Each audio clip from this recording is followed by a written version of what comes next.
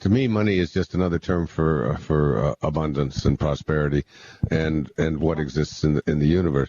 And so often, the reason why money doesn't manifest for our dreams when everything else seems to show up is because we come from a place within us that says there's not enough, or it's not there, or there's lack, and so on. And I would really urge you to go to a place within you where if I were to ask you, if I had more time, I would ask you the question, what if you couldn't think the thought that there's not enough money? What if you just couldn't think that, if it was impossible? And the only thing that you could think of was that the prosperity, the money, the opportunity to be able to finance what it is that is your dream is already here. It's here because creation is already complete. So all you have to do is find a way within yourself to connect to something that's already here, because we know there's money here. I mean, there's plenty of money on the planet. There's zillions and zillions of dollars and shekels and everything else.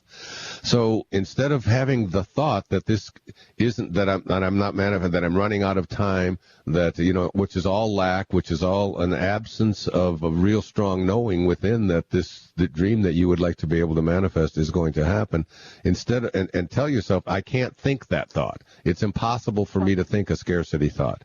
And so if you couldn't think that thought, what thought would you think? And the only thought that you could think of is that it's here and I'm going to connect to it. And then you begin to act on that. And instead of thinking so big, which is what you're doing, in the Tao, it teaches us to think small. They say that great masters achieve great things by thinking small. That is, they think in terms of what can be done today, right here, right in this moment. So maybe just take a few steps in that direction. Ban yourself from having thoughts of scarcity. Just ban yourself for the next month or so, and allow yourself to move into that meaning phase, and you'll see evidence of it being able to manifest and show up for you. I can guarantee it. Where you just get to a place where you're content, where, whatever comes your way, it's okay. Wouldn't that be great if the whole country woke up to that and said, everybody's talking about how terrible the economic crisis is, and and over again you keep hearing people say it's going to get worse before it gets better, and, things are going to be terrible and all. Imagine if the whole country just decided that we're fine. That we're absolutely fine, and that we're going to continue to work, and we're going to continue to go out and do, and we're not going to be filled with fear and worry and anxiety. And if everyone in the whole country thought that way, we would just go about our business and run our lives that way, instead of with this constant worrying about something. It's like you have to really understand a little bit about quantum physics and energy and how energy works.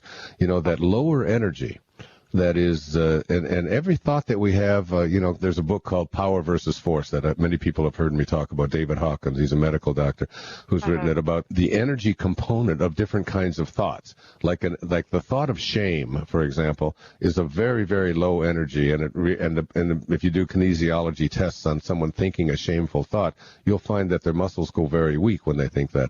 Whereas a thought of kindness, or a thought of forgiveness, or a thought of unconditional love, which are very, very high thoughts, are different energy, and they produce a different result in the body.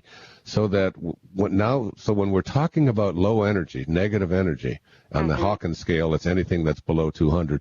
Any of these kind of shame, revenge, anger, hatred, bitterness, skepticism, all of these kinds of thoughts, they are an energy. Most people think, and this is really crucial, Sandy, most people think that if you're of high energy and a person of low energy is around you, that they will drag you down, that low energy will bring you down. But scientifically and physically, and what I'm speaking about here spiritually, that's just not true. Let's just say you're in a high energy place, a place of contentment, a place of peace, what you described for yourself, and you encounter people with low energy.